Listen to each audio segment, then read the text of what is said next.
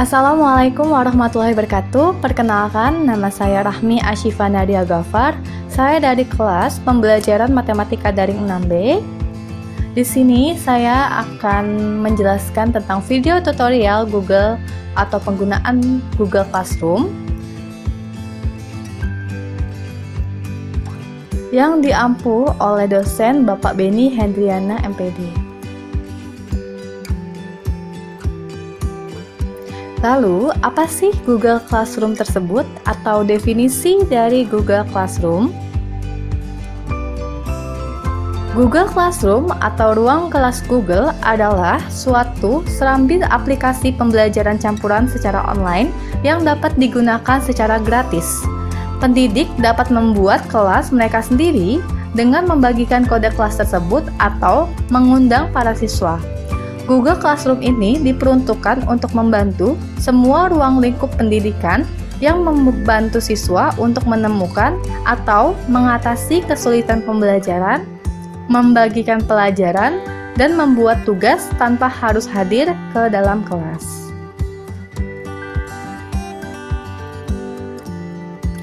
Next, lalu, apa sih kira-kira tujuan dari Google Classroom ini? Tujuannya adalah untuk merampingkan proses berbagi file antara guru dan siswa. Google Classroom menggabungkan Google Drive untuk pembuatan dan distribusi penugasan, Google Docs, Sheets, Slides untuk penulisan, Gmail untuk komunikasi, dan Google Calendar untuk penjadwalan. Siswa dapat diundang bergabung dengan kelas melalui kode pribadi atau secara otomatis diimpor dari domain sekolah. Kemudian, lalu apa saja kelebihan dari Google Classroom ini? Yang pertama, sangat mudah digunakan untuk pemula. Yang kedua, mudah mengelola tugas yang diberikan. Ketiga, file masuk ke Google Drive. 4. Tersedia secara gratis. Kelima, proses pembuatan kelas cepat dan nyaman. Keenam, hemat dan efisien waktu. Ketujuh, mampu meningkatkan kerjasama dan komunikasi. Kedelapan, penyimpanan data yang terpusat. Kesembilan, bebas dari iklan dan aman. Kesepuluh, sangat mudah melihat pengumuman dari pengajar. Dan ke-11 yaitu mudah meninjau tugas sebelum dikirim.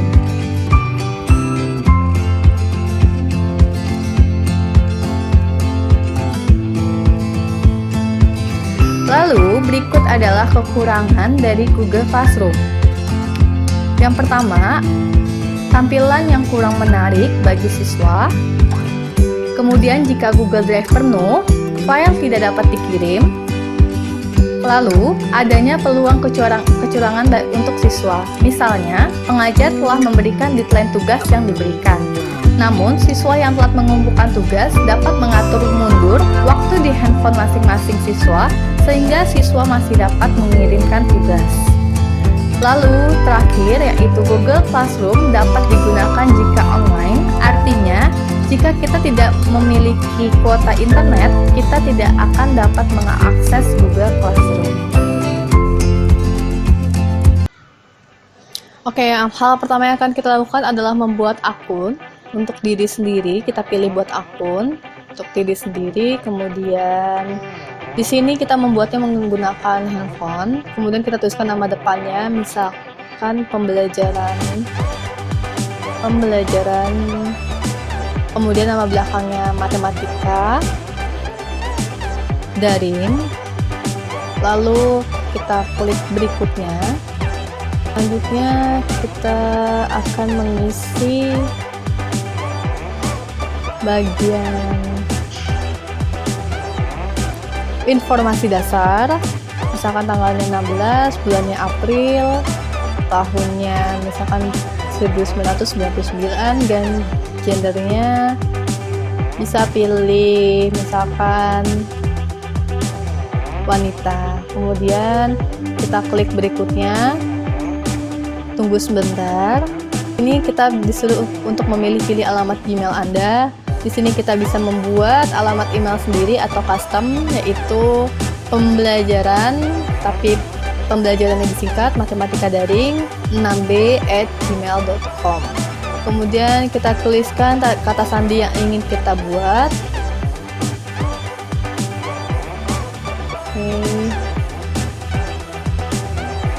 Lalu sekarang kita coba untuk memastikan tampilkan sandi, kemudian kita klik berikutnya. Setelah itu akan muncul tambahkan nomor telepon, namun kita lewati saja. Kemudian kita klik berikutnya. Lalu kita scroll ke bawah untuk petunjuknya, kita pilih saya setuju. Kemudian tunggu sebentar.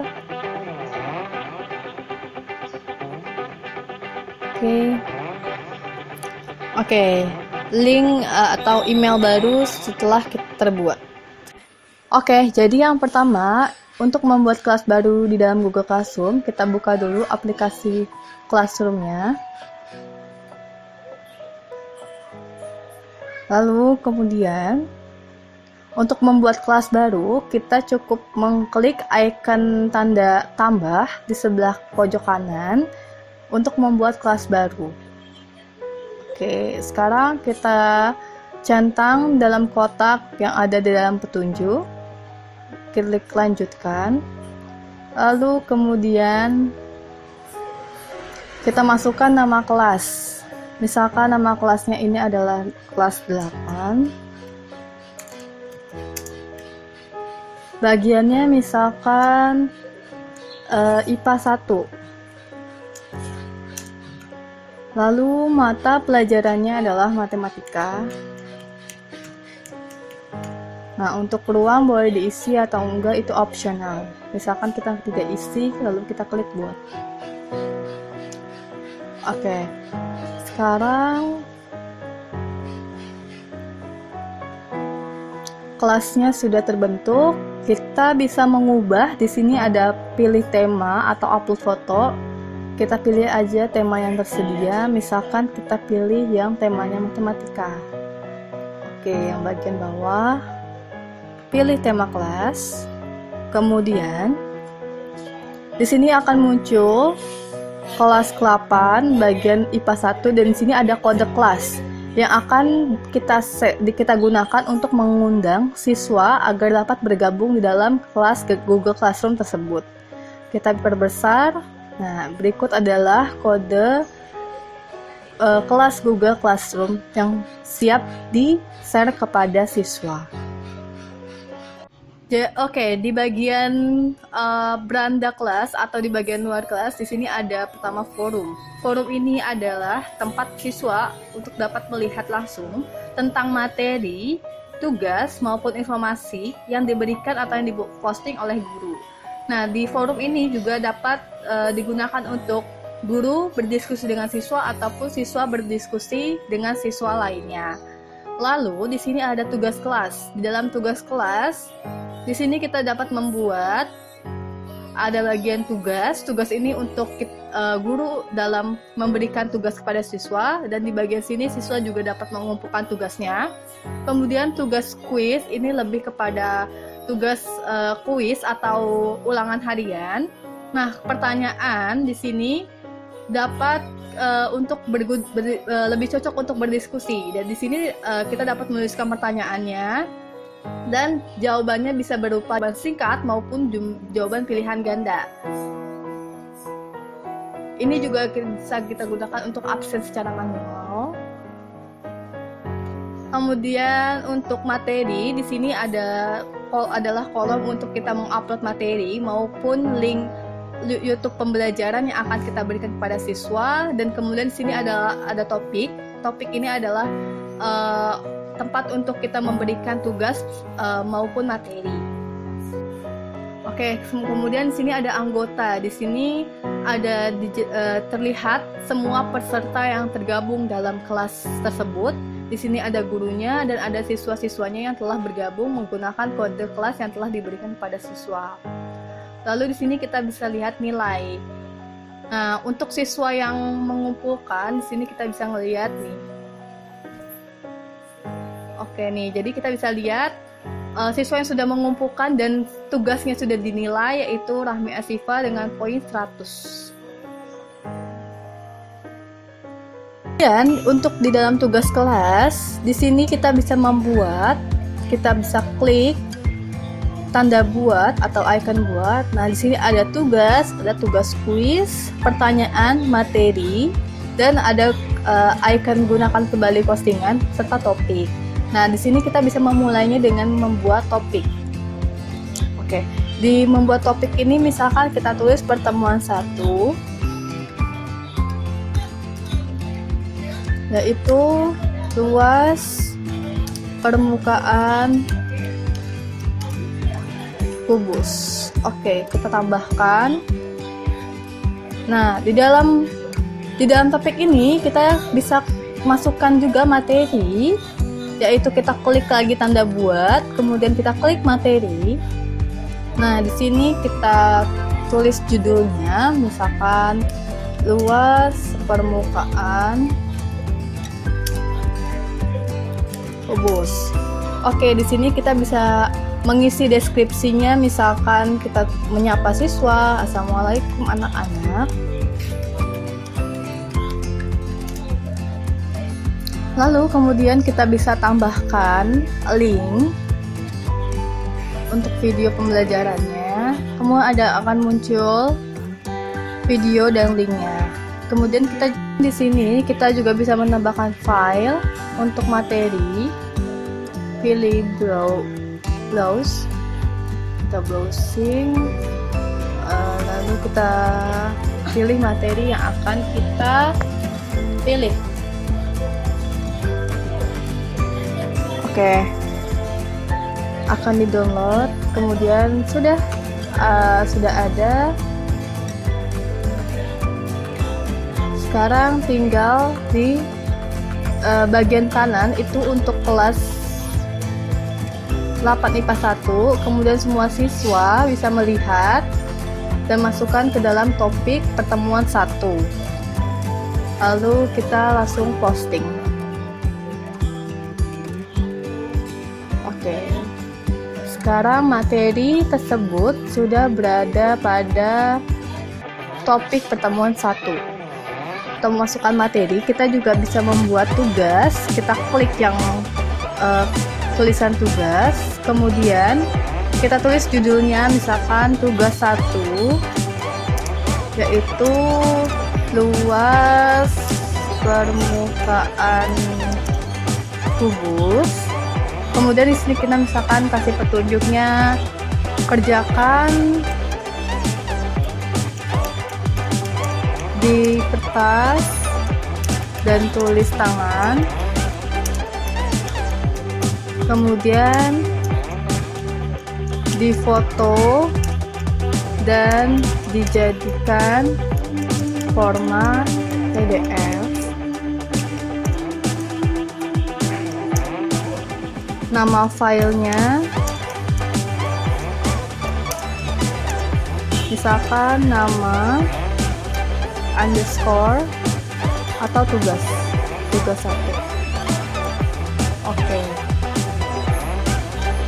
Nah, sekarang kita bisa buat tambahkan materinya. Kita klik tambahkan, lalu kita pilih file. Oke, kita pilih dulu dari file perangkat kita, kemudian kita pilih yang latihan 1. Oke. Setelah itu kita di sebelah kanan itu bisa kita kasih poin 10 untuk kelas 8 IPA 1, kemudian dapat dilihat oleh semua siswa. Kita bisa beli tegak waktu, misalkan di sini kasih tegak waktunya itu kapan, misalkan minggu depan, atau nggak kita kasih juga boleh, misalkan kita pilih besok. Dan kemudian di bagian topik kita masukkan ke pertemuan 1, lalu kita klik pojok sebelah kanan yaitu tugaskan. Oke. Nah, oke, jadi di topik 1 sudah terdapat materi maupun tugas. Lalu kita bisa juga untuk membuat absen. Di topik pertemuan 1 kita juga bisa membuat absen siswa dengan mengklik buat, lalu kita misalkan tulis masukkan ke bagian materi misalkan ya. Bisa ke bagian sini kita akan tuliskan absen siswa pertemuan 1. Jadi kita langsung aja masukkan linknya. Oke. Nah, akan langsung muncul. Kita masukkan link Google Form yang telah kita buat sebelumnya, lalu akan muncul seperti ini. Kemudian kita masukkan ke bagian topik untuk pertemuan 1, posting.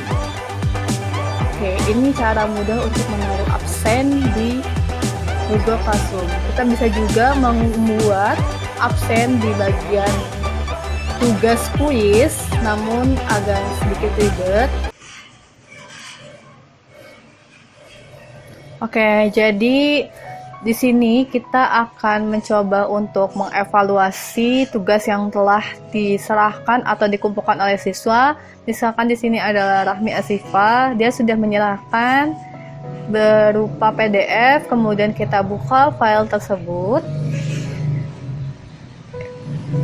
Nah, setelah terbuka, kita bisa cek terlebih dahulu jawaban dari siswa tersebut.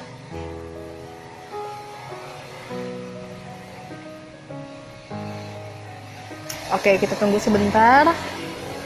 Nah, kita bisa cek jawabannya apakah benar semua atau ada yang salah. Lalu kemudian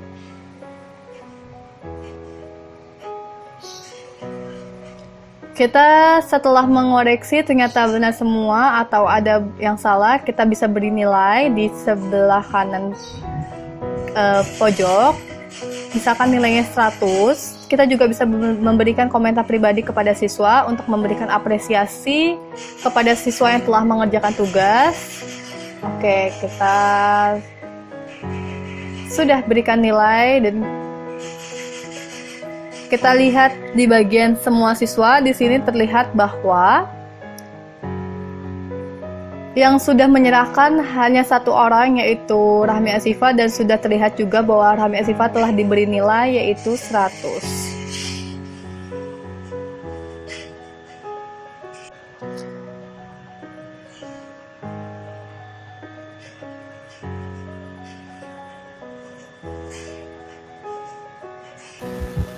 Berikut merupakan lampiran cara membuat Google Formulir yang sebelumnya telah kita kasih link di Google Form. Pertama kita klik dulu Google Formulir di pencarian. Kemudian setelah muncul kita pilih yang pribadi. Itu kita klik yang bagian kolom biru. Maaf kalau kurang terlihat. Oke. Setelah kita klik, nah di sini akan muncul beberapa contoh. Kemudian kita pilih saja yang kosong. Nah, sekarang kita tuliskan, kita ganti formulir tanpa judul atau judulnya itu adalah absensi matematika kelas 8. Oke. Bangun ruang sisi datar. Nah, sekarang di bagian deskripsi kita bisa menuliskan apapun, tapi itu opsional, boleh tidak ditulis apapun. Kemudian kita sekarang lanjut ke bagian pertama, kita akan menuliskan nama lengkap. Nah, kemudian kita pilih jawaban singkat. Oke, kita pilih yang jawaban singkat. Sekarang kita klik yang wajib diisi dan kemudian kita tambahkan untuk pertanyaan yang kedua, yaitu untuk nomor absen siswa. Oke, setelah itu kita pilih jawaban singkat juga. Kemudian kita klik, jangan lupa untuk klik wajib diisi. Kemudian kita tambahkan untuk pertanyaan ketiganya. Kita misalkan tulis di sini tanggal, absensi siswa atau kehadiran siswa. Kita pilih yang bagian tanggal. Oke, di situ akan muncul, kalau kita klik itu akan muncul hari, bulan, dan tahun. Kita akan jangan lupa untuk klik wajib diisi, kemudian kita tambahkan pertanyaan selanjutnya, yaitu waktu absensi atau kehadiran. Kita klik jawabannya bagian waktu, kemudian klik wajib diisi, dan kita tambahkan pertanyaan selanjutnya. Misalkan ini adalah opsional, boleh dituliskan atau tidak. Ini hanya untuk memotivasi siswa. Kemudian kita tidak perlu mengklik wajib isi karena itu opsional. Nah, untuk deskripsinya kita bisa tulis absensi matematika untuk kelas 8, matematika atau materi bangun ruang sisi datar. Oke.